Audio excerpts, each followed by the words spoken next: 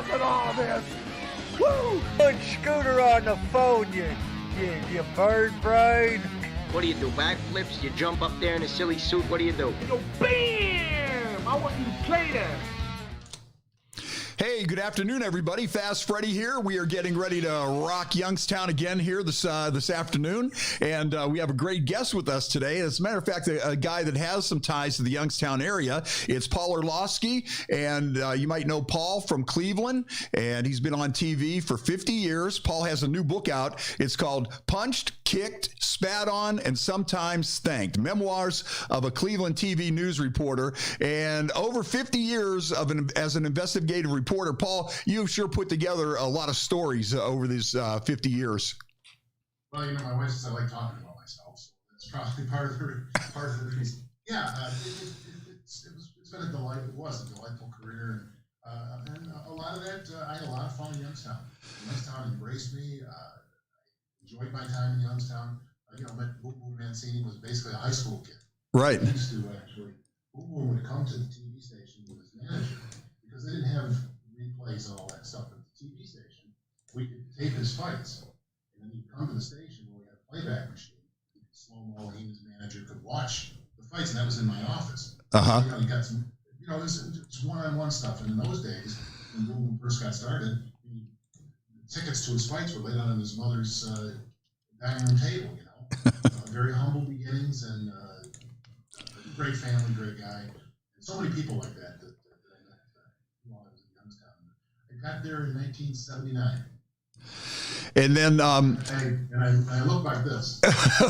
there you go. 19. You look at that. Well, actually, you haven't changed that much, really. I mean, you haven't changed that much for 50 years. I think you've held up pretty well there. You've held up pretty well. So, what were some of your other memories of Youngstown when you were working here? Some of the stories you might have covered that come to mind, or some of the characters. I know we'll get into Jim Trafficant here in a little bit because if you're a newsman in Youngstown, Ohio, somewhere along the way, Jim Trafficant is going to come up in the conversation. Of course, then, with the trials, Matt, I continue to know him here in Cleveland as well. Yeah, Jim Trafficant, certainly, I didn't know that much about Eddie DeMarco. One time,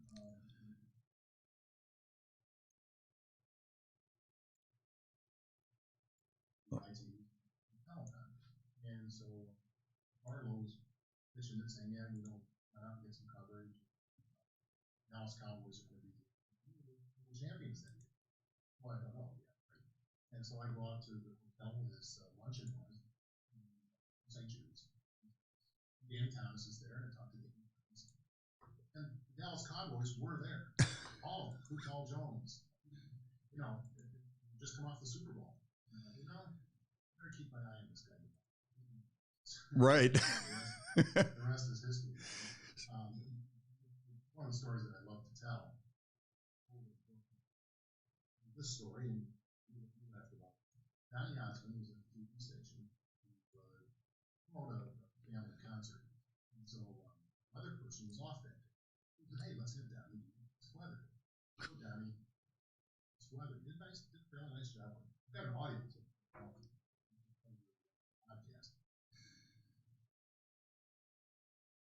He says, he began to do the weather, did it pretty well. And then he put the coordinating on the weatherboard, started to draw the weather with a magic marker on my face.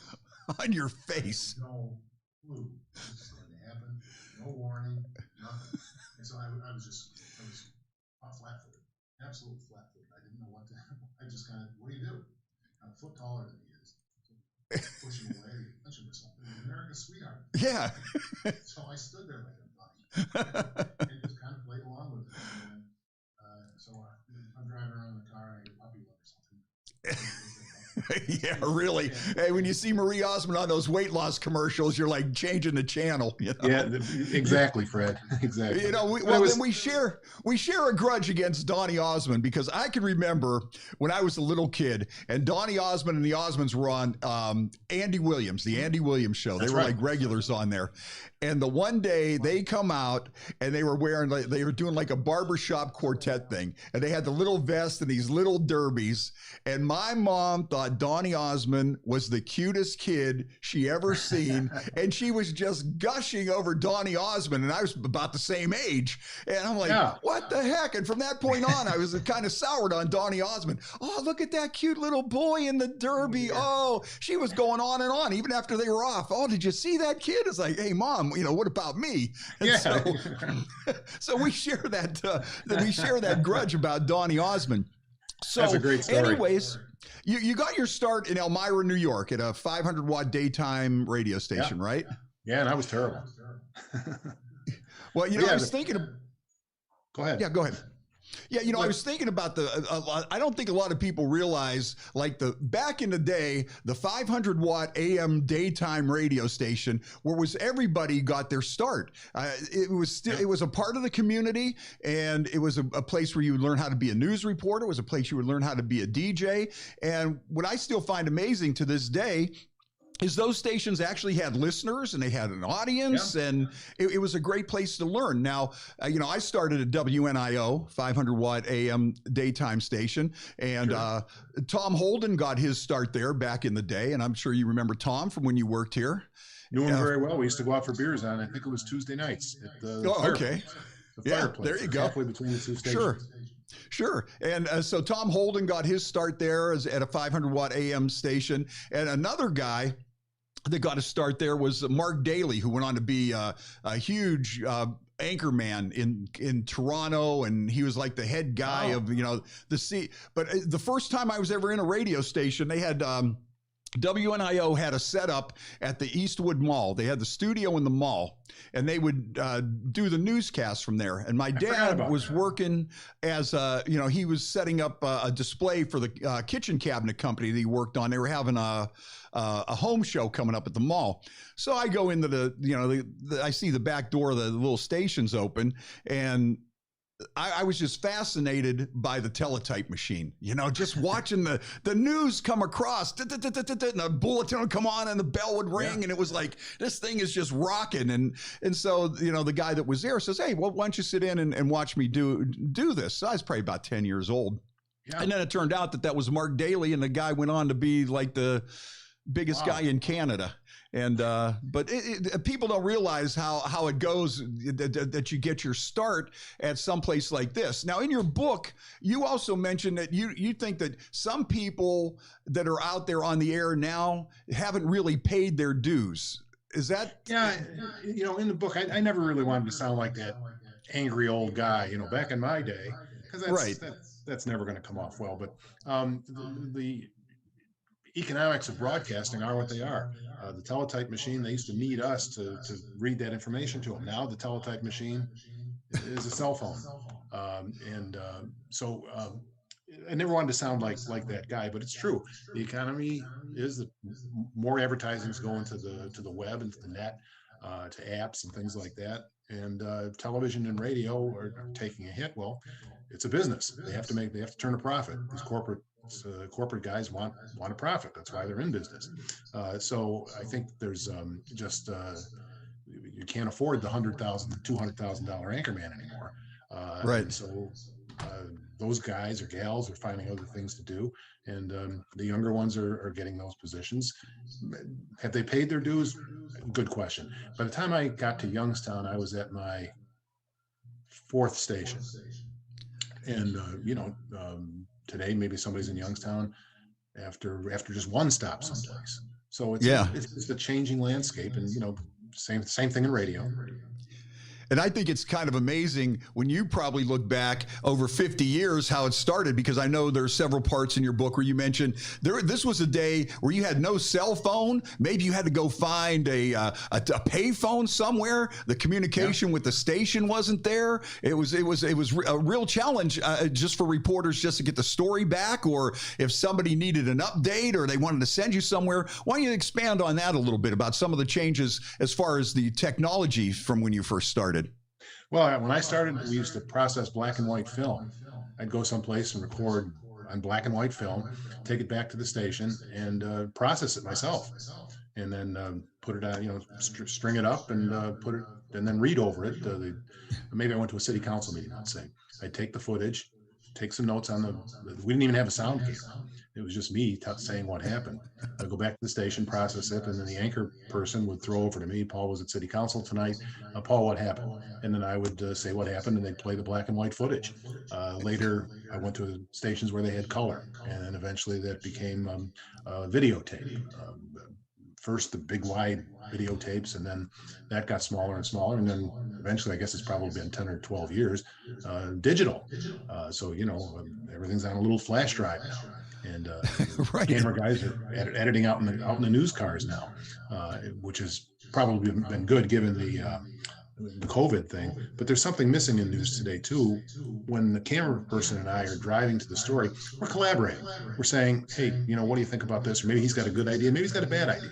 But there's a collaboration. Well, now the reporter and the camera person are driving separate vehicles.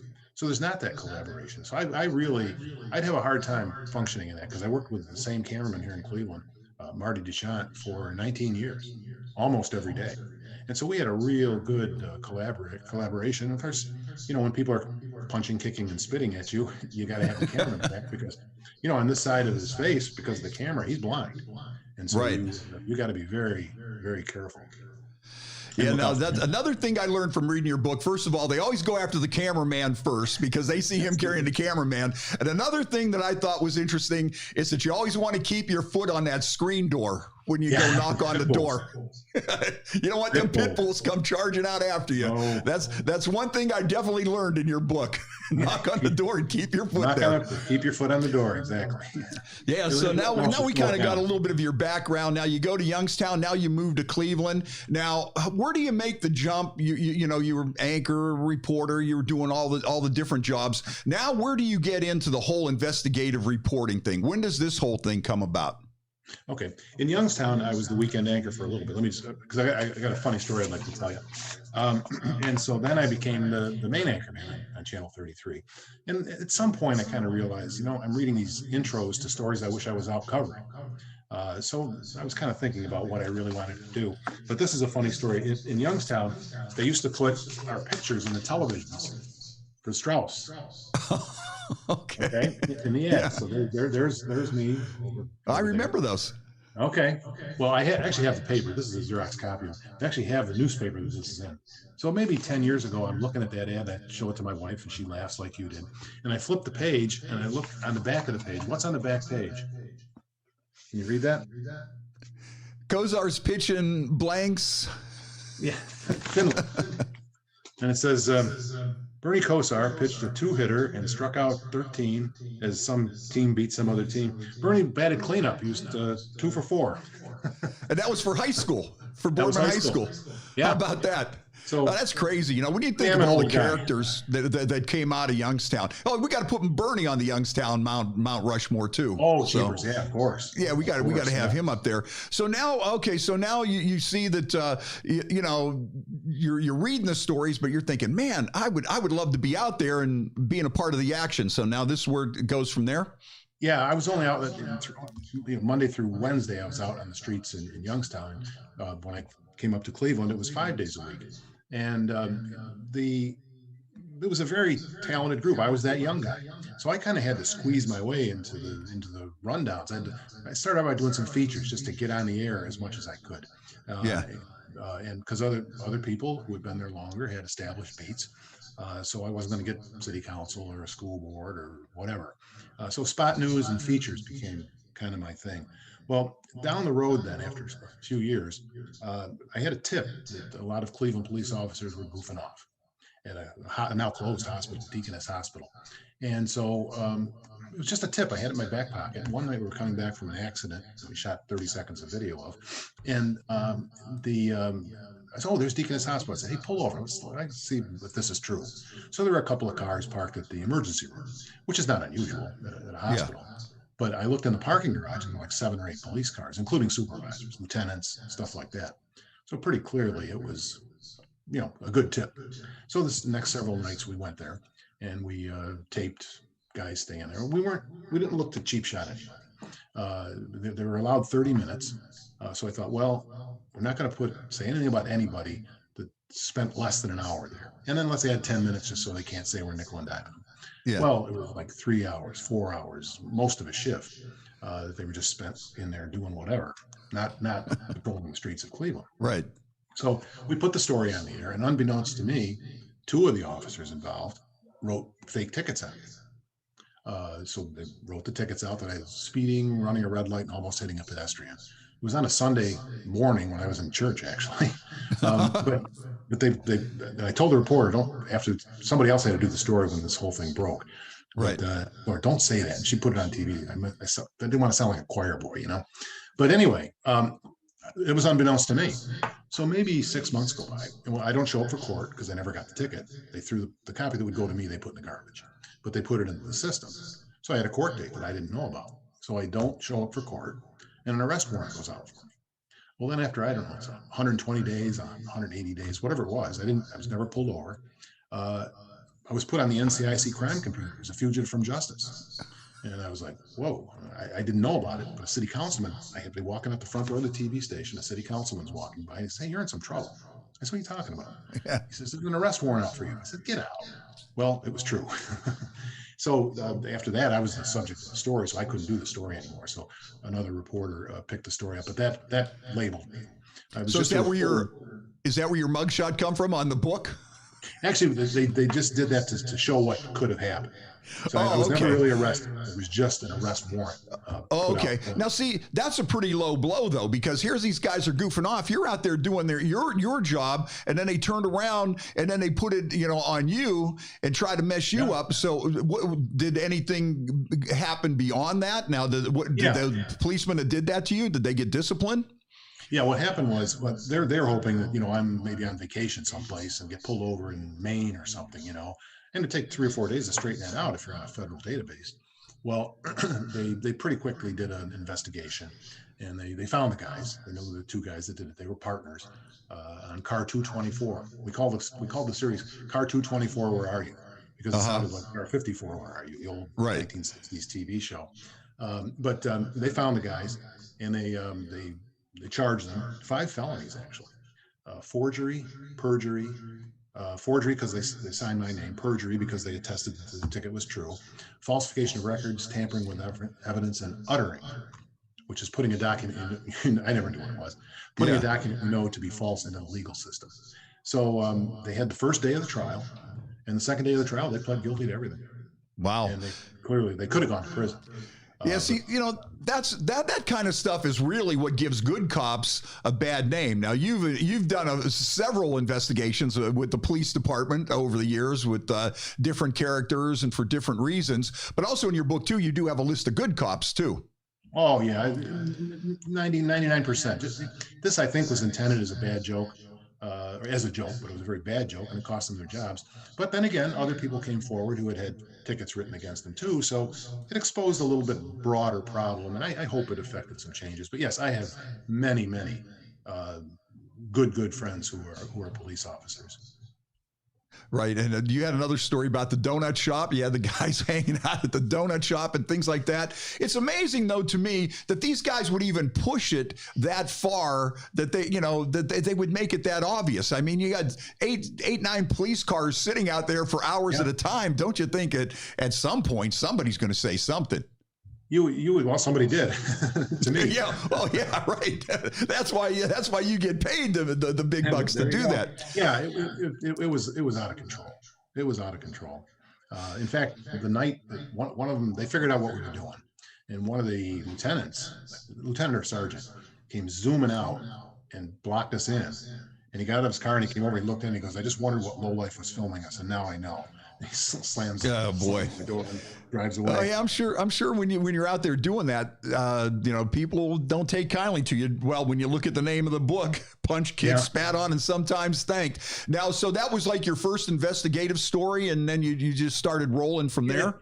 It was a blessing in disguise, first of all, because my contract was coming up about maybe 3-4 months later, and I was on the front page of the Plain Dealer and the Akron Beacon Journal for several weeks when various developments would happen.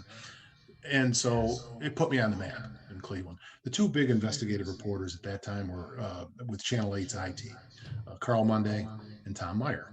Well, people started thinking of me kind of in that genre, and the station was quick to capitalize on that. And we started an investigative unit called Target 3. and kept it going. Not just police stuff, but in fact, a lot of my good tipsters are police about other stuff. Things that maybe they couldn't get solved, but it was more of a consumer issue. And those are the stories that make you feel real good. Some little person, maybe a poor person who just can't break through the system. We had a lady in East Cleveland. She's living in public housing, a nurse, and she had saved up some money, and so she wanted to make a down payment on a house. And so the bank wouldn't give it to her. She goes, "What's going on?" She goes, "Well, you have some parking tickets or some outstanding tickets of some sort." And so she said, "Well, I paid them." Well, the court had never cashed her checks. And so she was not going to get her house. So she's stuck in public housing. Well, I happen to know sort of acquainted with the judge. I went over to East Cleveland, talked to the judge. The judge got it fixed for her. And, a month after that, we went to her brand new house. And she's in a house now, out of public housing. But she was having no luck whatsoever for a couple of months at breaking that log jam, that ice jam, if you will. And so those stories, man, I love those stories. Now, see, that's what really upsets me too, though. When you see some of this corruption in politics, you have people out there like this that are struggling to get by, that have no voice, that can't get through to get a problem solved. And then you might have some fat cat coming out there throwing some money at somebody and their problem just go away. And that's always bugged me. And being in Youngstown with all the corruption, I always thought that was it's just wrong. Why should this woman have to go through all this stuff, but somebody, with a bunch of money could come out and throw it at somebody and your problem is solved or whatever? That's always bugged me. Now, what about political corruption? Or were there some stories that you worked on about that? And there were quite a few here in Cleveland. We left a lot of it out of the book. There's a massive public corruption case here in Cleveland. More than 50 public officials, contractors, and people like that were found guilty, charged and found guilty, including one of the county commissioners, Jimmy DeMora, who's still in prison. I think he was sentenced to 28 years. And our county auditor, same thing. He was, I think, 12, 13 years, something like that. And it was a pay to play. And the FBI had all types of wiretaps and all kinds of surveillance and, you name it. And basically, almost all of them pled guilty. Mr. DeMora did not. He went to trial. And he got dinged the most. The feds will always say, you'll never get treated more harshly if you go to trial. That doesn't matter. But, well, one guy in this corruption thing took all kinds of trips to all over the world at this one contractor's expense. He was at Metro Health. He was the purchasing guy. Well, he Bruno Mali suits, all kinds of stuff, Oh, yeah. Fancy, give me 5 of those suits. My size. Let's go play golf in Sweden. All kinds of stuff, tens of thousands of dollars. He pled guilty and he got 6.5 years. Now his assistant, who got like fast food restaurant gift cards, maybe $1,200, he went to trial, lost. He got 7.5. Yeah, who made out on that deal? You got to scratch your head on that one. Yeah, I mean, that's kind of like what happened in Youngstown with the MVSD, the water district, and a lot of those guys were taking front row seats to see Frank Sinatra, or you're on a jet to somewhere to see the Super Bowl and things like that, and in the meantime, they're raising up your water bill, and you're going, what's going on here? Yeah, exactly. One of the interesting stories that I thought that you covered in that book was the one about the cemeteries that weren't cremating the people and burying the bodies. I mean, that story there was just, I thought was amazing that they would even pull that off. I mean, that had to be a crazy story there. Well, I got a call from a cemetery worker. He was upset by this practice.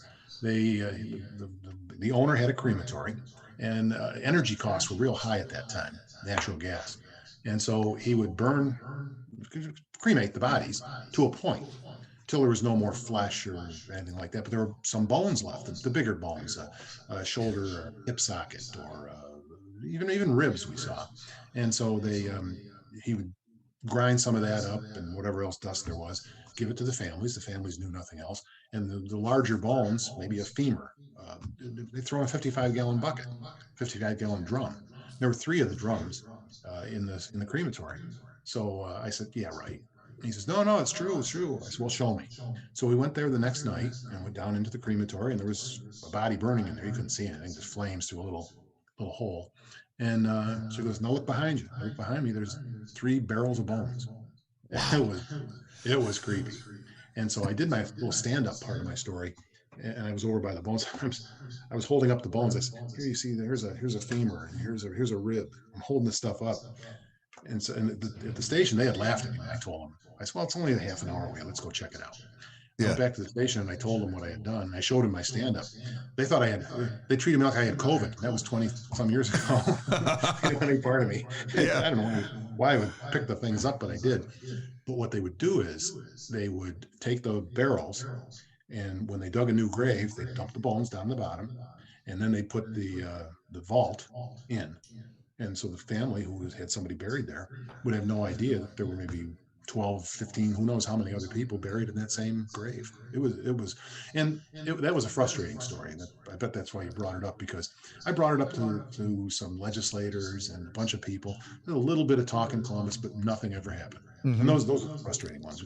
I thought that was one of the better stories I've ever done in my career.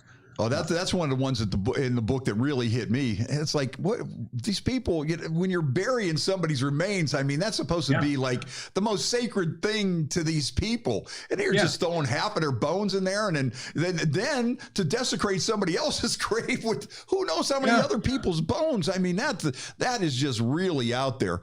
Now, when you got a lot of your tips, how many of your tips would come from disgruntled workers like that? There's got to be a lot, right?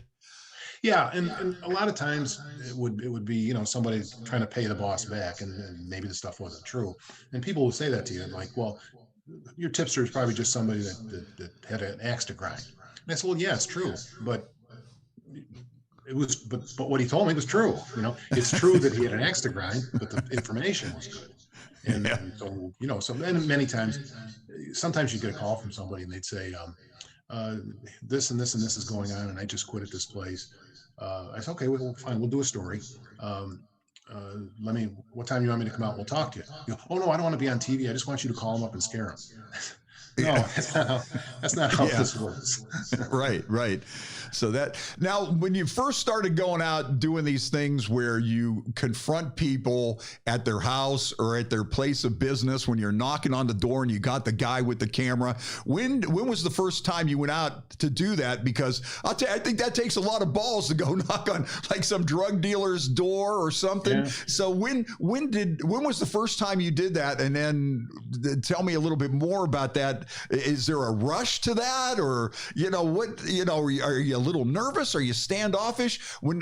Tell us about the first time you went to knocking on the door and what it's like just going up, to these, you got the guy with the camera, and here comes, the news guy, and I'm pissed to begin with. You probably got less used to it as time went by, less nervous about it as time went by. But after the first couple, I couldn't tell you what the first one was, but after the first couple, I used to love to go back to the station and tell people that was my rush. That was my adrenaline. And if they reacted badly, then that was another. Oh, I do remember the first one, actually. A fella had a hydroponic pot factory over in the Collinwood neighborhood. And so they busted him, and a police source called me to say, hey, so-and-so, he's out of jail now. And so we went to his house later on in the evening.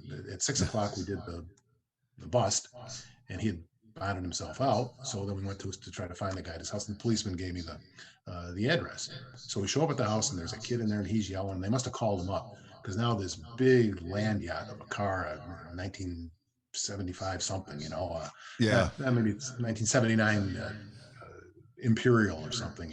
Cadillac or Continental or something like that, a big Lincoln. He comes screeching around the bar, and around the corner. He was at a bar down at the corner, and his partner with him has got a drink in his hand, still a mixed drink, and he gets out. He's got all the gold chains and everything on, and so I was getting a little nervous. We stayed on the sidewalk. We didn't violate any. We weren't on his property or anything like that. Yeah. But he got out of the car, and I said, what do you want? I said, I'm looking for Joe. He said, well, Joe ain't here, okay? So I said, we're just looking for Joe on his side of the story. He said, I told you Joe ain't here. From the way he was saying it, you could tell. I said, are you Joe? And he goes, what if I am? You kind of, it was easy to flush him out, flush him out. But there I thought, oh boy. So that actually was the first one. But again, I did go back to the station, love telling the stories. And then after that, there'd be probably one a week. Yeah, so those are actually, though, the best stories, you got to admit. If you just knock on the door and they're like, yeah, we did that, or I really don't have any comment, or I'll talk to my attorney, what good is that? That doesn't do any good. We want to see them get pissed at you. That's what we're rooting for. When you knock on that door, we want them to be mad at Paul. Well, you in any confrontation, I can tell you this, there's a point when you go too far. And it's a very palpable moment. Then you ask that one too many questions, you come off looking like the jerk, no matter what they did. You look like the a-hole, And so you got to be very careful. You take it up to a point, but know when to back off. One of the camera guys, to amplify on what you said, one time this guy had built a crummy house for a policeman.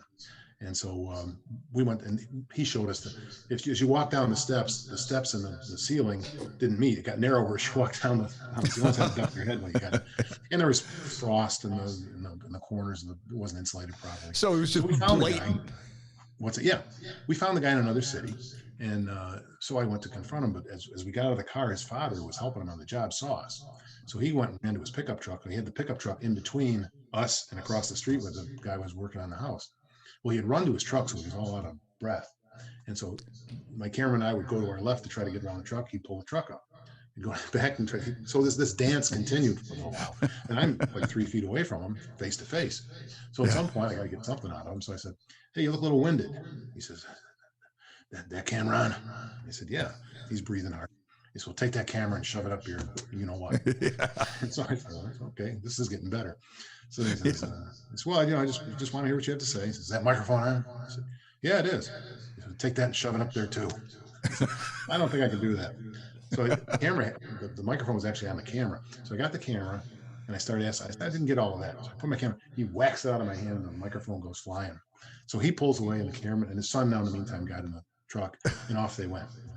So the cameraman shoots him for a little while, long experience, 40-year cameraman.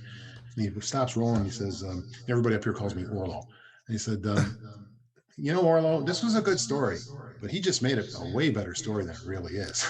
And he was right. I mean, some of these people you would think, okay, either like, hey, look, talk to my attorney or whatever. Yeah. But some of these people just take it to now that had to be a ratings. Everybody on there, you probably promoted that all day, and probably true. Probably true. And contractor gets upset, or and they just make themselves look worse. That's crazy, Yeah. If I saw you coming, I don't think I'd open the door. Well, I had my foot on it. So. You see the news van out there, and you see the guys going out with the camera. It'd be like nobody's home. But those guys make the job a lot easier for you. Now, one of the things in the book, you had an interesting confrontation with Prince's bodyguard. Oh boy, yeah, he was a big dude. I had a tip from a limo driver that Prince was going to be coming to Cleveland, and this would be in 1984. It was the week he was I think it was 84, the cover of Rolling Stone that week. And so I had the tip, and he was going to be landing at the Burke Airport downtown by the stadium. And so we went to the airport, and sure enough, right at the time he said, here came Prince on a Learjet. And there were two limos, and one was a decoy. He told me which one was going to be the real one. So he gets off the plane, and the first thing out of his mouth is, no pictures, guys. And he's probably 6'8", 350. Big. Oh yeah, you know what? Let me see if I got his picture. I know you got the picture in the book. I mean, that guy was a monster, man. I mean, he looked like Sasquatch or something. I mean, he looked like Bigfoot. I mean, here he is. If we can see this here, where are we at? Okay, the guy in the where am I at? This way. The guy in the lower corner right there. Yep. Well, I put on a couple more pounds and I grow this beard a little bit longer. But that's him. Chick Huntsberry is his name. On the lower left there, and he was Prince's bodyguard. So I said, "Look, we don't want any trouble. We're here to just want to get some video." He says, "You don't seem to understand. Prince don't want any effing pictures." So I said, "Look, I don't want any trouble with you." Before I got that out, he grabbed me by the neck and my tie, pulled me up to his face, and says, "Listen, smart mouth, Prince don't want any effing pictures. And he threw me like a softball. Off I go rolling off to the side. The cameraman, Tom Livingston, did get a shot. He got the shot of Prince. So now I'm ticked off. They get in the limo and off they go. And so we get to our feet, and we start chasing them through the streets of Cleveland. And they were going down one-way streets the wrong way, and I threw a couple of red lights. And I put a wireless microphone in the limo. So Tommy, I'm driving. Tom could listen, and he said, "Hey, they are ticked off that you found out that you knew which car to follow. They are really angry." I said, "Well, let me know when you got enough video." So a couple more blocks, we took some more video. So we went to the Agora, and to wait, and here came the limo. Now I'm ticked off. So this was not a smart thing. My mouth gets me in a lot of trouble. The big guy is the first one out of the limo. So now, because I got, my palms are bloody and my hands, so I give him like a Mr. Rogers kind of. Yeah. Man, he was like a bull in a china shop. Come on, punching and kicking. Oh, yeah. He wasn't the spitter, but yeah, he was a big guy. I had the torn pants and the palms of my hands. The camera guy had a black eye from where he pushed the camera back. Tom did, and another cameraman actually tore a ligament in his arm because the cameras are heavy in those days, and he pushed it to the side and tried to save the camera. And yeah, he had a torn ligament in his arm. There was some sort of litigation. I don't know exactly. I was deposed actually along with Prince for the litigation. How it worked out, I don't exactly know. I think it's under seal in some fashion. That's a crazy story there. It was wild. It was wild. I love that. I love that. Now, of course, we've been talking about all this stuff. We got to get to one of the main attractions, of course, is Jim Trafficant. Now, yes. You covered Jim a little bit in Youngstown, right? Well, he might have been running for sheriff at the time, or were you before even that? It was even before that. He was the head of some kind of a drug intervention agency. I don't remember the name of it. Right. And I knew that he was another one to keep my eye on because one of our reporters did a series on the effectiveness of his program. And a few days later, he had some award made up. He brought it to the station and presented it to her. So he got himself some more publicity. This guy knows what he's doing. Well, then he ran for sheriff against the party endorsed candidate in the primary. And so Don Hanai was the chairman of the Democratic Party at that time. And he told him, it's not your time yet. And so, well, Trafficant ran anyway, and he won. So the night he won, we had both Trafficant and Don Hanai come onto the news set. And so Trafficant walked into the station, and the movie Walking Tall had been pretty big. That. And he comes in carrying this big stick. What the heck's he got up his sleeve? So he comes in, and they're on the two sides, and they start arguing on the set. And Trafficant's holding up this stick. Listen, Hanai, there's a new sheriff in town. I'm going. I was like the ringmaster without the whip in the chair. I was totally out of control. It was a wild time. Then Jim was indicted, and I was in Cleveland by then, so I was covering the trial, 1984, I believe, maybe 85. But I was covering the trial, and so one day he had a particularly bad day in court. A lot of bad stuff came out. So he came out, and I'm walking down the street with him. I'm trying to get a quote from him. I said, Sheriff, let me talk to you real quick. He says, no, look at you, Orlowski, in your big Cleveland Anchorman suit. Yeah. Well, just give me something I can use. He says, he said something profane. And then I said, come on, Sheriff, I can't use that. He goes, you want to know how I feel? Here's how I feel. I feel like I got Pac-Man chomping at my hemorrhoids. I didn't use it. Those are the types of Jim Trafficant quotes that you would get. And then he was acquitted, as you know, and I guess this probably sets up the clip that I sent you. He was acquitted, and then had a press conference, and this is from the press conference. I consider it just classic Jim Trafficant. Oh yeah, can we hit that? Let's hit that. Here's Jim Trafficant after being acquitted. Yeah, you're right though. This is classic Jim Trafficant. Do you have it over there? Oh, wait a minute. I think I do. Which one is it? Oh, I think this is it. Oh, no. Oh, here it is. Okay. Hold on here a second, Paul. No problem. Get it.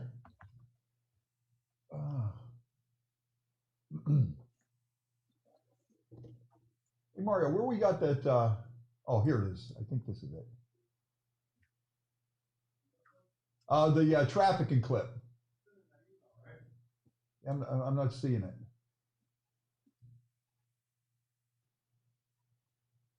So if you were to have somebody play Jim Trafficant or Don Hannah in the movie, who would you cast as like either one of those two characters? Oh boy, that's a good question. And I could probably be like Paul Sorvino. Trafficant, boy, that's a boy. I don't. They broke the mold. I don't think there's anybody that could quite capture Jim. You'd have to find a big guy too, man. You'd have because he was a big guy. And, well, people forget that he was a starting quarterback at Pitt. Oh yeah. And I've got that clip on my phone if you want me to play it.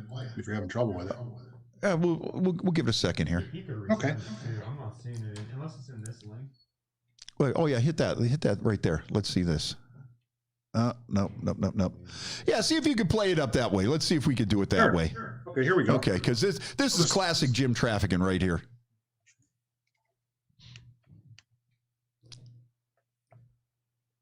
Oh, come on. There we go. Well, I'm not doing much better, am I?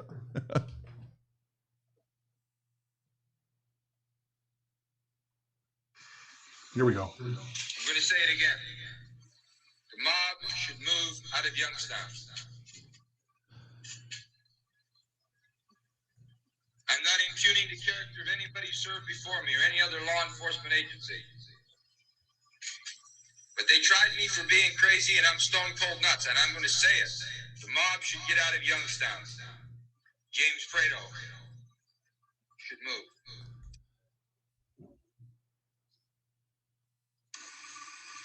The Strollo brothers should move. Naples should move. Filati should move. Carabia should move.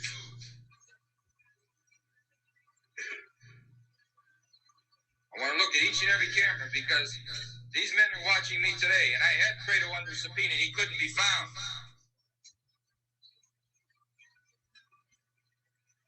And the question I'm going to ask now of news media is this. With Charles Carabia supposedly dead, and Ronald Carabia in jail for life, why was not Orlando Carabia given immunity to convict this sheriff? Because this sheriff was after their ass. There you have it. Oh, that's classic Jim Trafficking right there. Boy, what a character, huh? That he was able to go out there and beat the feds representing himself. Now, I think in the second trial, I think he would have did better if he would have had an attorney. I think if he had an attorney, he would have did a lot better. It seemed like that second trial. Oh, and then like going back to what you said earlier, when you don't take that plea, they're going to make it a lot tougher for you because when you looked at what he really, the counts weren't really, I didn't think that bad, but they were still, taking money and taking favors and like having people work on his farm and, Cafaro's fixing his boat and things like that. But it wasn't like some of these big, huge scandals that, millions and millions of dollars and that sort of thing. So he was like the guy with the guy with the gift cards from McDonald's that, he actually, he never forgot. We always got along very, very well. The day that he was expelled from Congress, I had another tip that he was down at his office in Canfield. So we went down to Canfield, and I wasn't there when he went in, but I knew he was inside.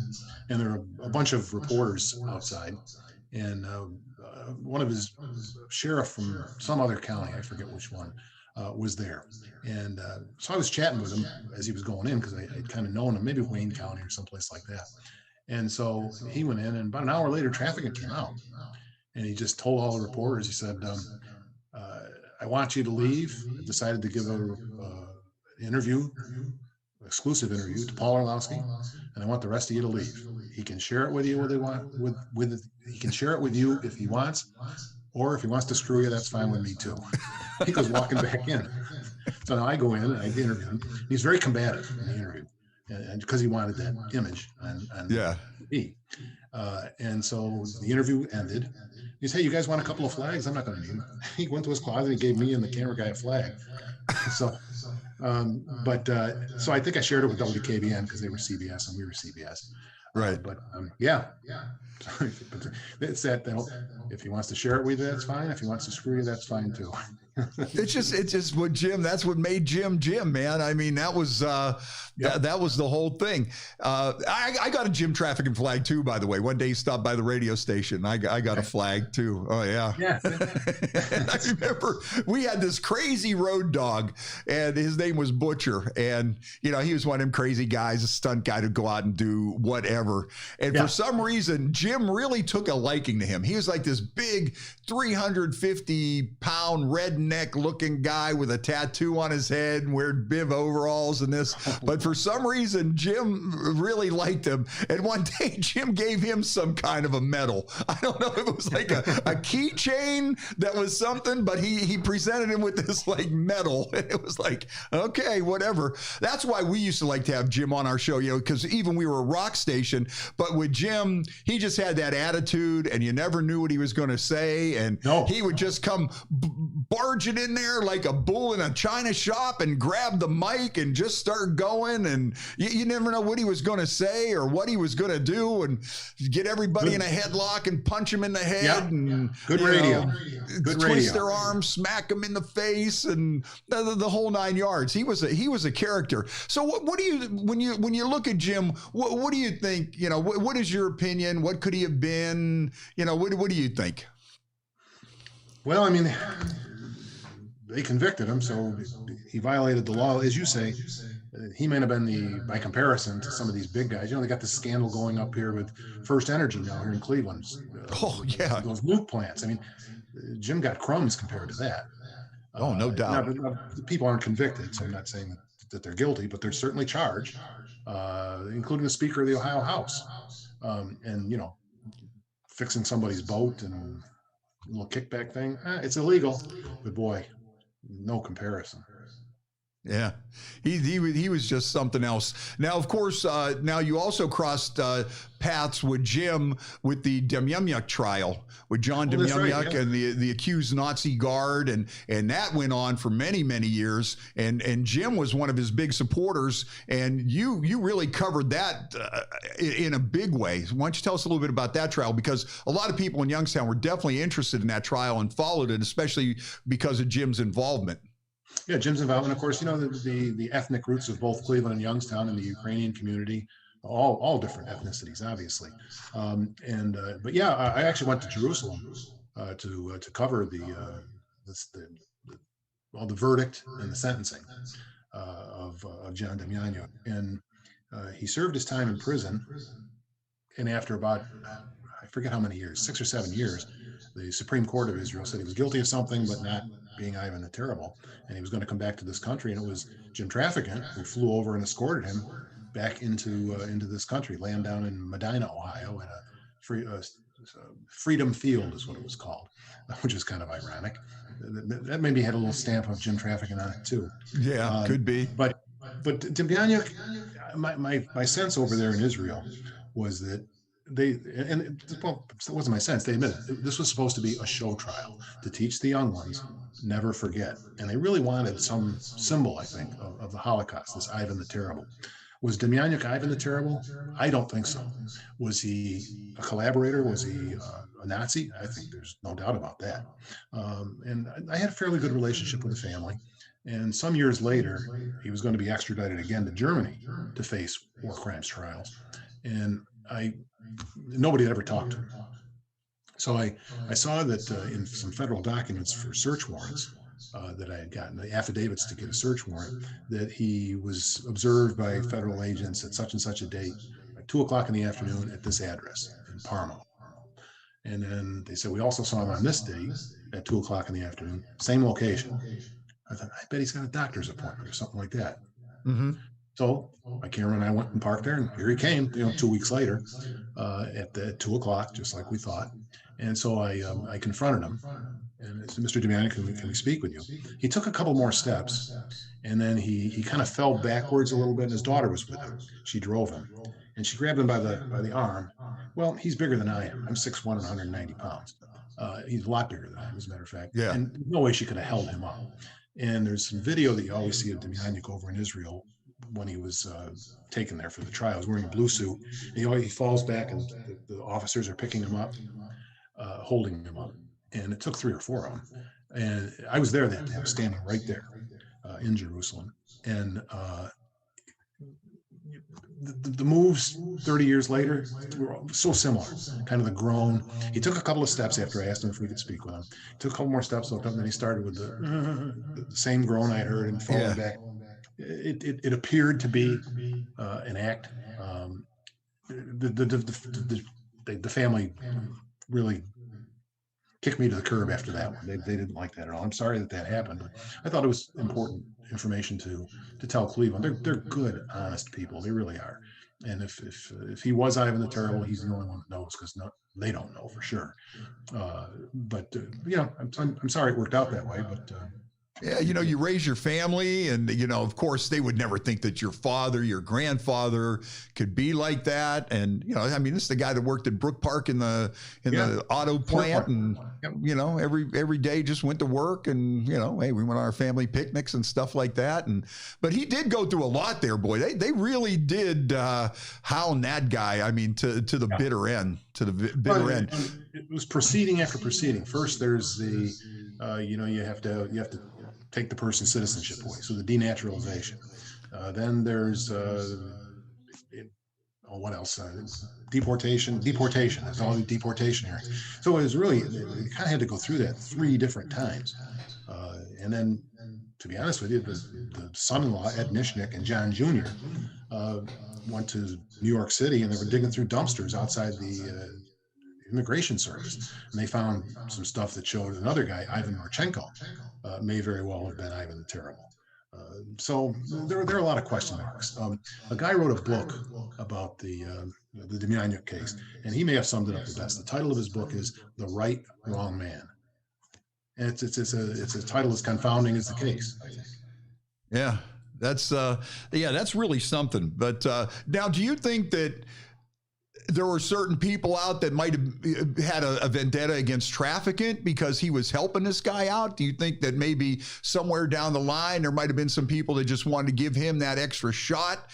Did that make him a target of some people to maybe put him on the radar? Not that he needed any help being on a radar, or do you think that there was something like that possibly?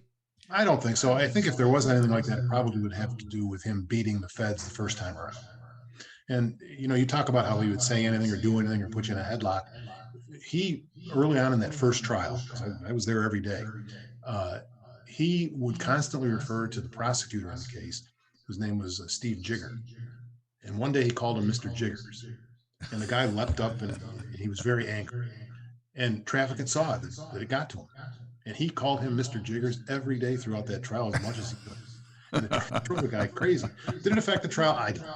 But he knew how to get under people's skin, Oh, he did. I mean, the guy had some big balls. I mean, there's no 2 ways about it. I mean, as a matter of fact, I think there's a Trafficant quote out there that he goes through one of them big diatribes, and I think that was the final quote was, "You could say whatever you want, but you got to admire the size of your representative's balls," or something. That sounds like him. He probably said it to a religious group or something. He didn't care. Yeah. Oh no. I mean, he'd come on the air and just swear and everything, and you're like, no delay, and he's just on there just letting stuff fly, and didn't even bother him. Like you say, you guys could have been there live with him coming out of court, and who knows what this guy's gonna blurt out at any time. But that's why I think that just made him what he was. I think he really does. He did represent, though, that Youngstown attitude of, like, there's a reason we got a lot of boxers from Youngstown. There's a reason we got a lot of football players from Youngstown. It's just a gritty town, and a lot of people, they just liked his, I'm going to tell you like it is, or, I'm going to yell yell at you. I don't care who you are. I'm going to get in your face. I'm going to, well, remember he had the no bullshit thing in his office there for a while too. He had the poster with the bull taking a dump with the circle and the line through it. I mean, that was just him. In Congress, they're called representatives. And he represented Youngstown, I think. I think so. I think he represented, he just had that feel. He was born there on Samuel Street, right up the street from where I lived, a couple blocks up from the mill. And he was the son of a truck driver. And that's why I sometimes I hear people talk about, oh, he's, Trump's a lot like him. But the one thing that I always thought that made those two different was that, Trump was the son of a billionaire and Jim was the son of a truck driver. I think that makes a big difference in the way that I would personally look at the two. He kind of had dirt under his fingernails. Like as a reporter, you like to cover people, that little dirt under their fingernails and have some life's experiences and maybe have been in a tussle or two, Oh yeah, definitely. Now, I'll tell you another big story that you covered, which was amazing, was that Ariel Castro story. Oh. That had to be one of the most amazing stories. That thing went worldwide. That was crazy. How did that whole story break, and how did this whole thing come about? Well, for 10 years, we have been doing stories about these missing girls on their birthdays or on the anniversary of them going missing. There'd be posters up and we go over to the neighborhood and do this and that and the other thing. So one night, the night they were found about 6:04, as I recall. And about 6:10, I just got home, sat down, and I got a call from a very good police source who said, "Hey, we just found those girls." I said, What do you mean? He goes, "Amanda Berry and Gina DeJesus." I said, "No kidding." He said, "Yeah, and a third girl too." So I said, "Another body?" Because I assumed they were dead. And he goes, "No, alive." My jaw dries. "I'll call you right back." I got in the car and I drove from the west side of Cleveland down to the near west side in Cleveland, like a maniac. I was flying. In the meantime, I called the news director and said, "Get everything you got over to Sol's house, or to the address, Seymour Avenue." And he always trusted me, and he did. And so now I'm in the car driving like nuts. I talked to my source again to find out some more information. But I had learned about it only about 6 minutes after they were found. And so I was filling in the details, and the anchors were on the set. And in the meantime, then they got a reporter there in a live truck. And then I got there, and the rest of the night's kind of a blur. Within like 30 minutes, I think I was on the Anderson Cooper, and then I did on the BBC in London, and of course our station as well. But over the course of time, I was on all kinds of radio and TV worldwide. It was really just kind of a blur. I'll tell you a funny story. One time I was on with somebody in Japan, and supposedly this was their English language station. Well, the guy had terrible accent. I was having a heck of a time making the guy out. So he's asking me questions. This is radio.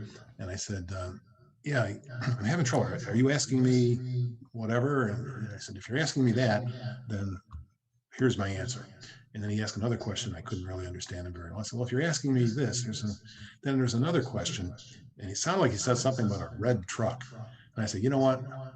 This is like Howard Stern or something, and they're going to be playing me for the next 10 years on it." Remember when we tricked that idiot in Cleveland? So I hung up on him. Yeah, pulling a prank on him. Yeah, you knew something was up at the end when they went Baba Booey. And you're yeah, exactly. So them Japanese, really I'll tell you, they'll get you every time. Now, so did your station break that story? Did you guys break that story? I personally broke it. Yeah, yeah. That was my biggest get ever. Yep. Boy, that is really huge. Now, when I see some of the news today, especially like, in Youngstown or smaller markets, is there still that zest and that zeal to get out there and break a story, or or has that changed a little bit? Because didn't that used to be the main thing, was to break that story and be there first, or be the only one in the exclusives? Yep. Is that still a big thing? It's hard for me to say because of the COVID. I mean, I feel bad for reporters today from the standpoint that how many different ways can I go out and do a COVID story? Coming up here before too long, it's going to be a year. Steady diet of COVID and of course politics, the election. But right. I think the zest is there, but the resources, as we talked about before, I'm not sure the resources are there right now.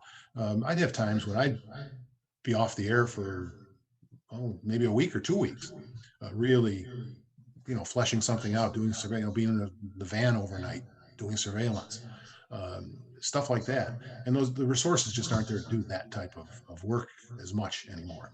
Do I think a lot of is the zeal there of the reporters? Yes. Is the opportunity to do it to the extent that we used to do it? I don't think so. Yeah, that could be, especially like I say, you look at, I don't want to knock anybody in Youngstown or, smaller markets, but I think, as we talked about earlier, the financial realities and probably some of the constraints that it has on there. Maybe if something happens at midnight, you're not going to get that story until the next day, or they might have somebody sitting there and they don't even have like a crew. It's one guy goes out with a camera and hope you set it up and try to get somebody. It's not like, everybody's out there really, you have where somebody like you could be off the air for 2 weeks digging up a story. And, that kind of worries me too, because when you look at a city like Youngstown, okay, you cut back on your TV newsroom, and you have some unexperienced people in there. And I'm not saying everybody or whatever. We have some experienced journalists that do a good job. I don't want to say that, but when you see it as a whole, it seems like it's a lot of up and coming people, which not to take anything away from them, but it seems like when you look at the smaller staffs and, when they first started laying people off, who did they lay off first? The most experienced guys, because they were making the most money. So, you look at the way the newsrooms are set up today, and then you look at, us losing the Vindicator and all the reporters and people there, it makes you worried about who's keeping an eye on these politicians now. Sure. It seems to me that the territory is right for these guys just to run amok, because there's not really a whole lot of people looking over their shoulders these days. Yeah, you used exactly the right word. It's troubling. I'm an old school guy, and I understand that. But again, not to knock anybody. If the resources aren't there, what are you going to do? You have one gem that I know of who's got a lot of experience, because he, I think, interned when I was at Channel 33, and then later became first a sports reporter, and then a reporter. Stan Boney. Oh, sure. I know Stan well. I haven't seen him. I saw him at the convention here in Cleveland in 2016, but I haven't seen him since. But just a good, solid Youngstown guy. Put in the years, put in the experience, and is serving the community well now that he's the main guy on 27. Oh, yeah, I think he does an excellent job. And that's where you can see, though, that more mature, experienced looking guy that like we talked about earlier, that really worked his way up a little bit more than, okay, you get, your media class and boom, you're just thrown right in there. And maybe you don't have a lot of other guys too, or women to push you in the right direction, that can mentor you. Or who are some of the people that like showed you the ropes along the way? Well, I was trying to be a disc jockey. I wasn't very good at it. Very early in my career, the news director came over to me one day and said, "Why are you going to college?" I says, "What do you mean?" He said, "Why are you going to college?" I said, "Well, my parents expect me to, and I want to be a good radio DJ." And so he says, "Well, then you should drop out of college and get better at it, because you're not very good." I was kind of crushed. He was right, but he had an ulterior motive. He said, "Why don't you cover city council for me on Monday night? And we'll see if you like that." I said, "All right." So I did it, and I loved it. So I kind of shifted over to the news side. Well, about 4 or 5 years ago, that was easily 45 years ago. 4 or 5 years ago, I caught up with him. I found him. And so I said, I always thought you had an ulterior motive about that. You were just hard up for somebody to cover council that Monday night. And he says, "Well, yeah, that was true, but you did stink as a DJ."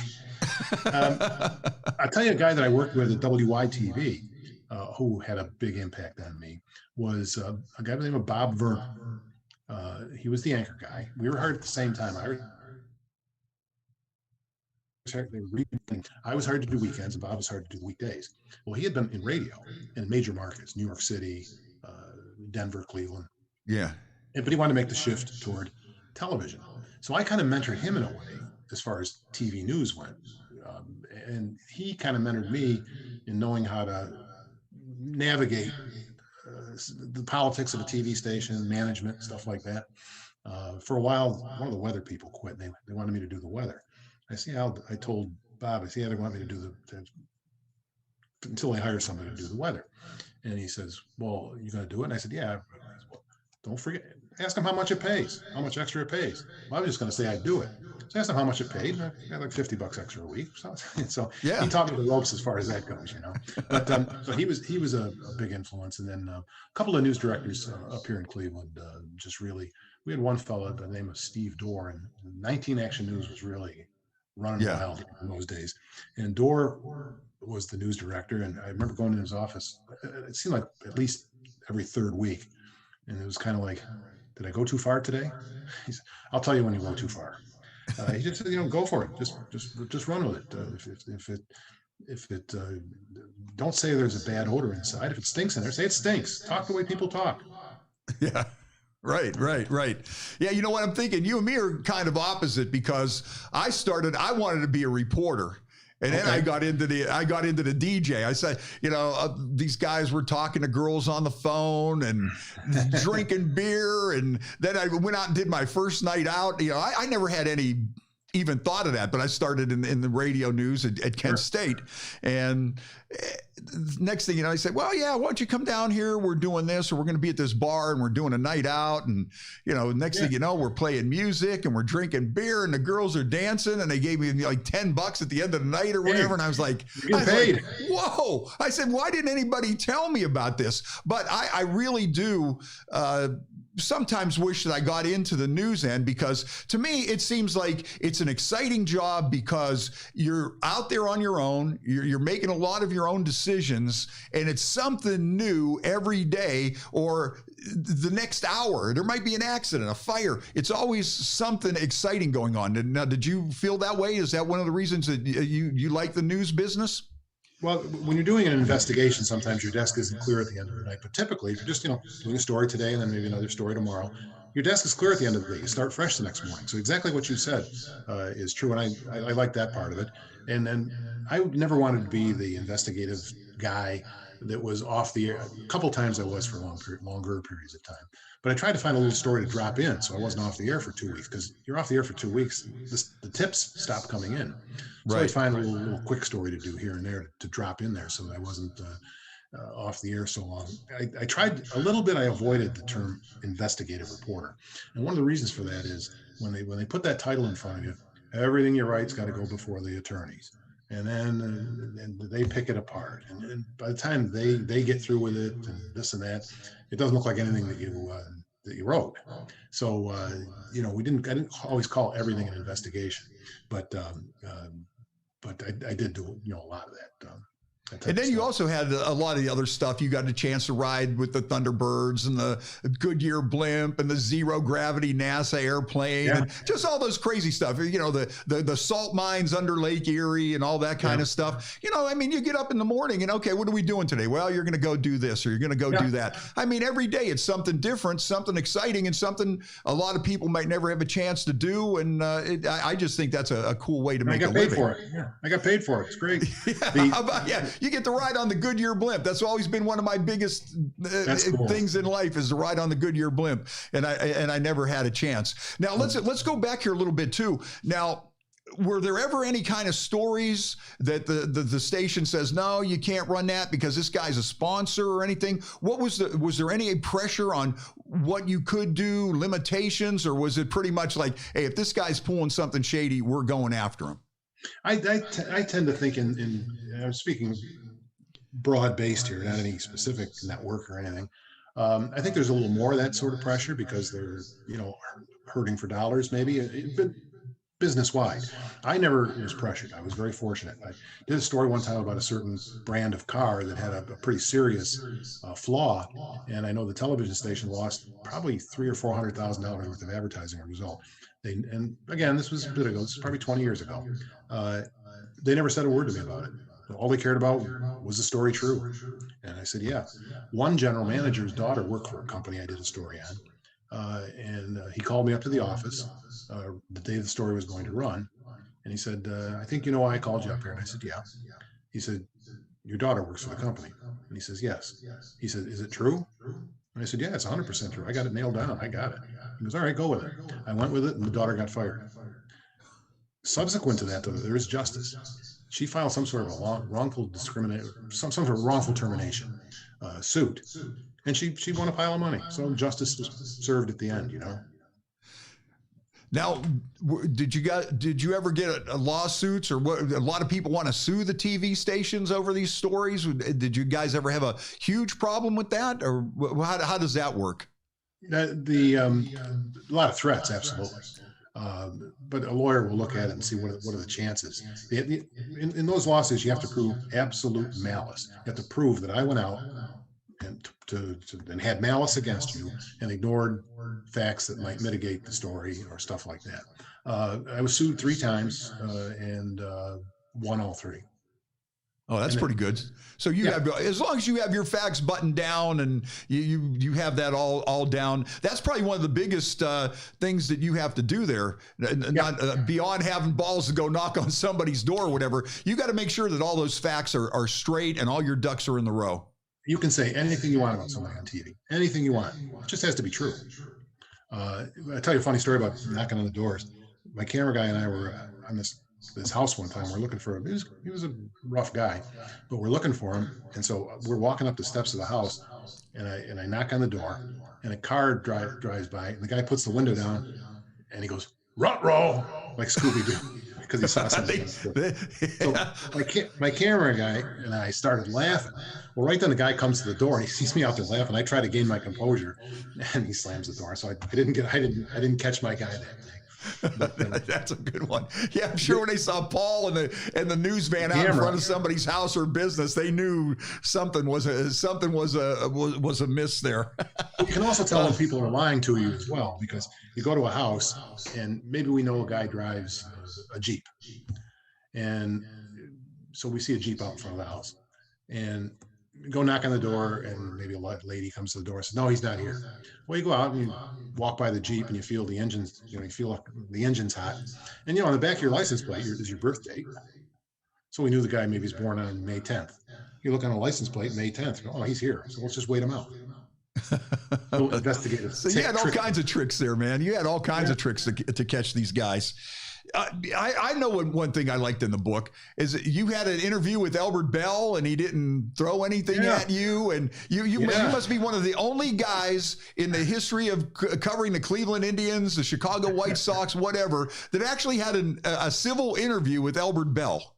Well, yeah, I had a tip that some guy in the suburbs was selling 8x10 pictures of Albert Bell, some of the other Indians, Oral Hershiser, and for $20 a pop. And so I gave the cameraman some money, and he went in and bought some of them. And I said, get Oral Hershiser, because he's a real nice guy, and get Bell, because he was leading the league in hitting at that particular time. So I called the Indians, asked if somebody could take me down to the locker room, and one of the PR guys did. And Hershiser was right there. So I talked to Oral. I say, "Hey, Oral, this guy's selling these pictures. Is that your handwriting?" He said, "No, that's not my signature." But he didn't want to talk about it. He didn't want to go on camera. So I said, "Okay." So I said to the PR guy, I says, "Well, why don't you take me over to Bell?" And he looked at me and goes, "You're on your own with him."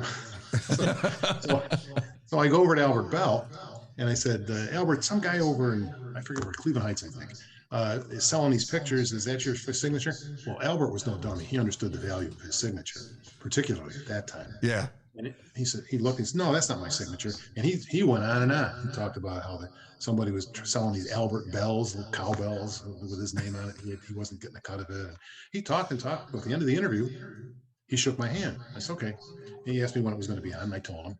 So I go back over to the PR guy. He looked at me and goes, "I never saw him shake anybody's hand before."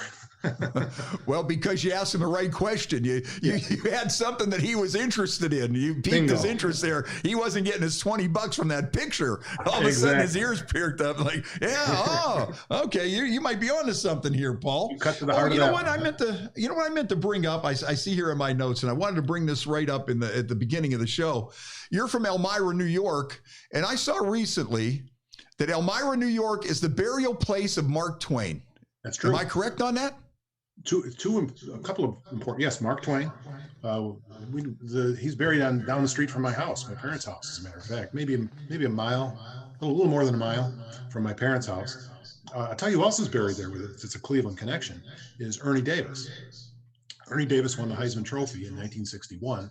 He's from Elmira, played for Syracuse right after Jim Brown, and Modell finagled a deal to get Ernie Davis. Well, Ernie Davis, I don't know if people have seen the movie The Express, got leukemia, never played it down for the Browns. The Browns traded Bobby Mitchell for Ernie Davis, in effect.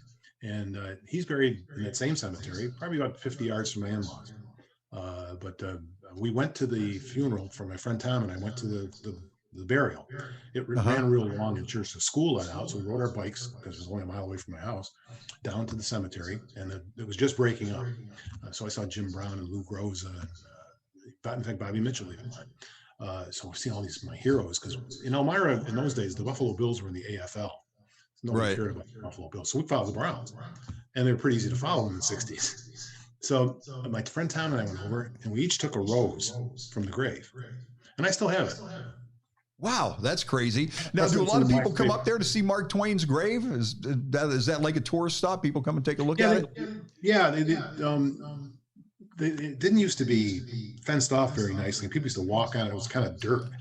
So they've done a nicer job now in the past few years to put a fence around it and do the whole thing. On the campus of Elmira College is this octagon, almost like a little cabin that used to be up on one of the hills in Elmira. They put it down on the campus of Elmira College now, but that's where he wrote many of his books. That's crazy. Because you think of Mark Twain, you're thinking the Mississippi River, you're thinking Missouri or somewhere. Yeah. And then, to see that he married a woman from Elmira. And I guess, though, too, he lived in New York City for a long time, too, when he was really at his peak. He lived in a big, fancy, apartment in New York City where you were thinking Huck Finn, and you're thinking this guy down along the Mississippi, and here he is in Elmira, New York, and in New York City, living it high on the hog. Yeah, my son was working up there, and I just happened to look up Elmira, and I saw that, and I said, I got to ask Paul when I talked to him about the legend is he'd be up in that cabin looking down on the Chemung River. Because he was up on a hill, and that reminded him of the Mississippi or something like that. He married a woman from Elmira named Olivia Langdon, and that's why he spent so much summers and things like that in Elmira, because her family was from here. Oh, that's very cool. That's very cool. And I don't know, a couple more questions here. Oh, you know what today is? Today is the 57th anniversary of the Beatles appearing on the Ed Sullivan Show. Do you remember that? Did that have any impact on you? What was it like for you to see the Beatles on the Ed Sullivan Show? Oh, the Beatles are coming. It was Beatlemania. I'm not coining that phrase, that's for sure. It's been around forever. But it was probably, maybe other than the moon landing, one of the most widely anticipated TV events of my life. I tease with some of the younger folks in the newsroom that I'm glad I'm as old as I am. One of the reasons is I remember that Beatles performance, but the other one is I clearly remember the '64 championship game. And for football, that may be it for my life. I don't know. Oh yeah, right, man. Well, maybe next year. We're finally at the point with the Browns that it's like maybe next year might really be next year. We'll get them next year, might actually come true. How did you like that season? I thought it was a fantastic season. I think that was one of the best Cleveland Browns football seasons in memory. Yeah, and a couple of games slipped away from them too. In the beginning of the year, I would have thought I'd be pretty happy with 8-8, 9-7. I would have been overjoyed. Yeah, and they did better than that. And like I said, a couple of games kind of slipped away from them. So they're there, and clearly they've got the right coach. And to beat the Steelers twice in 1 week and knock them out of the playoffs. And I'll tell you, I thought we played Kansas City really tough. I don't think we had anything to be ashamed of when we played Kansas City. When we played the Ravens in that shootout in prime time, I thought we had nothing to be embarrassed about. It's like, okay, this team is for real finally. And we haven't had that feeling in how many years? Well, at least since they've been back. And then, like you say, you're going back to the '64 championship. So. Yeah. Bernie gave us some awful good moments, that's for sure. But really, kind of since Bernie, there hasn't been a lot of hope, No, but I think hope springs eternal for us now. What do you think about the Indians changing their name? What do you think about that? Against it. I mean, it's a noun. What go after the Redskins. Leave us alone. Well, they did go after the Redskins. Yeah, really. Well, I mean, you know, the Blackhawks and other teams like that, the Braves. You know, I don't think there's ever been any disrespect meant to Native Americans. It's a smiling caricature of brings good memories to people. Well, unless you're a longtime suffering Browns fan, maybe. See, we need that grin to keep us going after all these years. You know, we need somebody to smile. You know, between the World Series and everything else. But I just think Cleveland's a great place. So, you know, we're almost done here. So what are your, you know, what do you like about Cleveland? Obviously, you could have went to a bunch of different places. Well, first of all, though, you're from upstate New York, so you're used to the cold and everything. So the weather means nothing to you. You're right up there around Buffalo and right off of the lake. So that means nothing. But, you know, what do you like about Cleveland? What, you know, really made you stick around and stay in Cleveland, Northeast Ohio? Well, to broaden out, I like Northeast Ohio. Like Youngstown, they're you know, real people. This is not Hollywood. It's not New York City. It's you know, I like the Youngstown and Cleveland, the various ethnicities. You know, I can go to a Greek festival. I can go to a Hungarian festival. I can, you know, and growing up in my day, and I think this, in some extent, you know, we used to celebrate our differences, not fight about them. You know, we used to love to go over to the Polish church. I'm half Italian. I don't look it. Right. Yeah, I was going to say. But yeah, my grandfather came from Campobasso, Italy, and on the other side, Heinrich Orlowski came from Prussia. So that's probably Germany or Poland today. But you know, so we'd always have our, you know, the Italian stuff at our parish, and then we'd love to go down to the Irish Fest at St. Patrick's, or the Polish at St. Casimir's. So we celebrated our differences, and that's a troubling development in the world today. We don't celebrate our differences anymore. We fight about them. Seems to me. Right. Well, listen, Paul, thanks for taking some time out with us this afternoon. The book is great. I want to recommend it to everybody. Paul Orlowski, Punched, Kicked, Spat On, and Sometimes Thanked. It's an excellent book, and you'll read about people that you know about, and Jim Trafficant, and Boom Boom Mancini, and just a lot of interesting stories. 50 years of doing that, man. What are you doing now at retirement? You happy, or what do you do with your time now? Well, I did the book, and now there's a little bit of book promotion, you know, like all these people you see on Fox and CNN. Now I got my book picture behind me here. Right. You know? It looks good. Looks good. And then I actually started doing a once a week radio show on the Catholic station up here. Okay. It's about vocations. I guess the network that they have was about vocations. They were doing a show, EWTN, and they stopped doing the show, so the station wanted to do the show. So I picked it up. It was not just priestly, but it's nuns, priests, religious, married life, single life, you know, whatever it is. What's God calling you to do? That's the name of the show, God Calling. I finally made it to a big radio station, though, behind the microphone. Yeah, there you are, man. Took 50 years to get there. But this is the old legendary station here in Cleveland, Wixie 1260. Oh, yeah. But, so it's AM 1260. It's got a very directional signal. So here on the west side, it doesn't come in that great. But, you know, to be honest with you, most people are listening on the .com. You know, am1260.com. You know, it's kind of funny because we were talking about that, you know, right when we started, we were talking about the early days of AM radio. And, you know, think about that. Wixie 1260 was the radio station in Cleveland back at the time. I mean, that was like your Beatles station and just the whole thing. And it's amazing on how technology has changed now that, you know, I mean, the AM radio station in your town, whatever it was, whatever, you know, here in Youngstown, it was WHOT, and you know, and you have that transistor radio, and that was like the big thing. That was just like, it was your whole world. You know, first time you heard the Beatles on that radio, and it was those people bringing it to you. And now it's like, okay, so you went full circle. You started at AM and you went back to AM. We'll have to check out your show then. At the very first radio station, I made $1.60 an hour, which was minimum wage at the time. I've come full circle because this is a freebie. I don't get paid for this one. Right. Well, you're doing God's work, so Yeah, there it'll you pay go. off there for you. It's actually- You know what? You had a great 50 years like that. That's the least you could do is to jump on there for an hour and help out a show like that. I could probably use a little help after some of the stories. You read about them. You had a lot of protection over those years from all that crazy stuff. Yeah, There I you don't go. know. You might have to go all week. You might have to do a 5-day-a-week show here. I don't. I'm not really sure if you're doing enough after all that. But any last comments you want to talk about? I do think they have the book in Boardman at Barnes and Noble.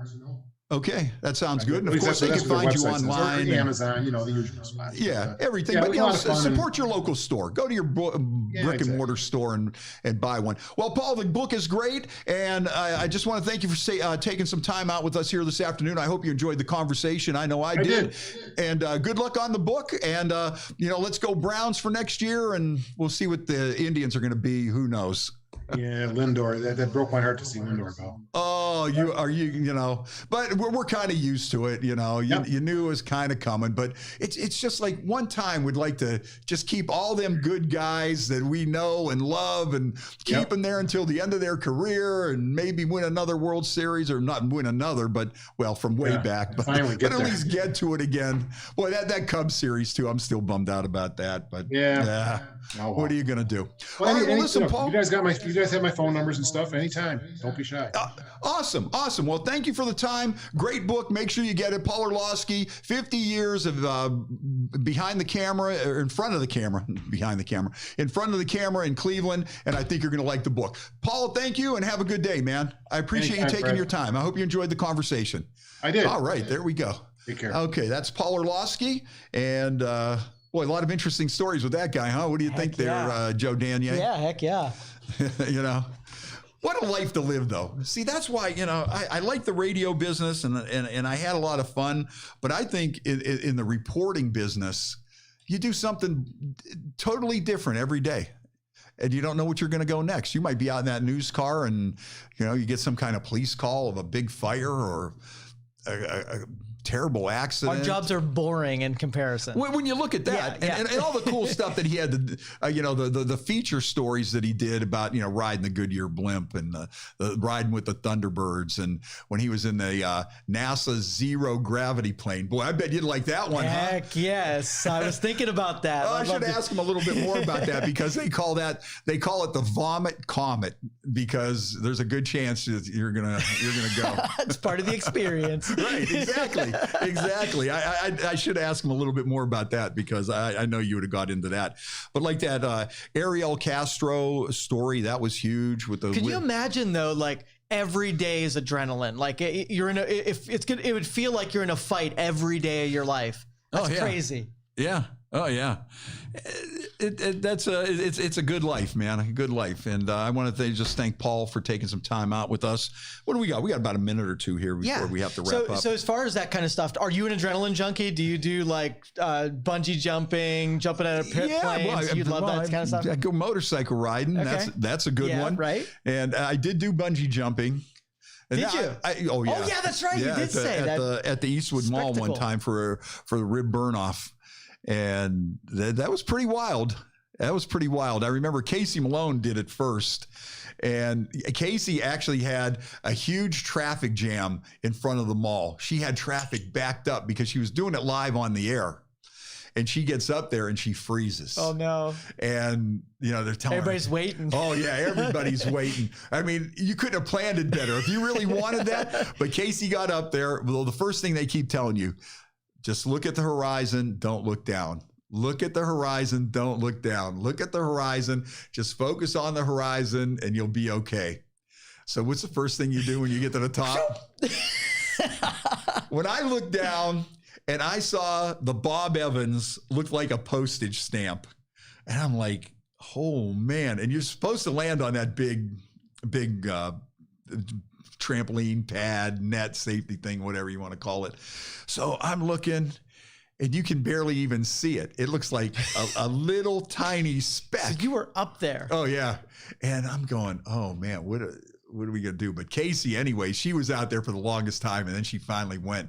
But the thing with that is and it's probably the same way with probably skydiving, is because when you're free falling, you're just got this rush, and you're just, and once when that band would kick in and you'd go flying back up, they called it the yo-yo like rebound.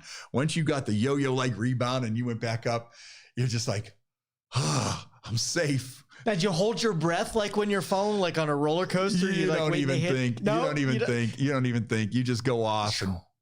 But the bad part about us when we did the bungee jumping was after that, people were getting killed left and right because people are just setting these things up at fairs and carnivals or whatever. Hey, we'll set up a bungee jumping thing. We got a crane here and we'll put the red one on. Yeah. and then I guess some people would lie about their weight, that, which is the most important thing. You don't want to lie about your weight on that.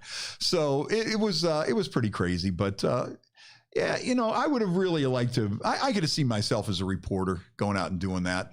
I think that's a lot of fun because you're doing something every day and you're not really, radio, you're in the studio every day and, you pretty much got the same thing going. Well, I've watched you do that same stuff on Man on the Streets where you're not afraid to go up to some dude who's looking a little bit off, right? Yeah, no, I'm not afraid to do the Man on the Street, but like this guy just had this big drug growing operation and he's got 15 gold chains on and you're going to tell him something he doesn't want to hear, right? Right. And he's driving this old Lincoln Continental and, Man on the Street, you get to be friends a little bit. Right. Yeah, it's okay. I'm just asking you what you think. I'm not coming to your house and knocking on your door and asking you, tell me more about why you did this. This is a segment where you get to tell the guy who thinks he's a rapper that he stinks. See what happens. Yeah. I can do that, the Man on the Street, but yeah, where you're knocking on the door and at any second, the 3 pit bulls might just be coming busting right out of the screen door. I couldn't do it. That would be too much. That's something there. But I love watching those things. Investigative reporters. I mean, it's just a train wreck. You just know it. Oh yeah, and like he was talking, the best stories were the ones where the guys would freak out or they'd knock the camera out of their hand. Yep. That's what you're going for. And when you've seen a couple of them, they just play up to the camera. They know what they're supposed to do, like Springer. They know what they're supposed to do. Yeah, you show up with the camera and there they are. All right, well, I think we're ready to wrap things up here this afternoon. And let's see, who do I got Thursday? I'm not really sure. We'll have to check. And, as we always say at the end of our show, check us out on all our different platforms, wherever you can find podcasts. We got our YouTube channel, Youngstown Studio YouTube channel, our Facebook page, everywhere that's out there. And then, of course, Spotify and Podbean and everything else. You'll find us. Just search Youngstown Studio and you'll get to it. All right, another good day, another one done. So thanks everybody for tuning in, and we'll see you on Thursday. Peace out. Thank you for listening to this show on Youngstown Studio. If you like our programming, we invite you to subscribe to our YouTube channel, follow our Facebook page, or subscribe to your favorite podcast platform like iTunes or Spotify. This is original Youngstown content, and we would appreciate you sharing the videos and the word about us. Thank you.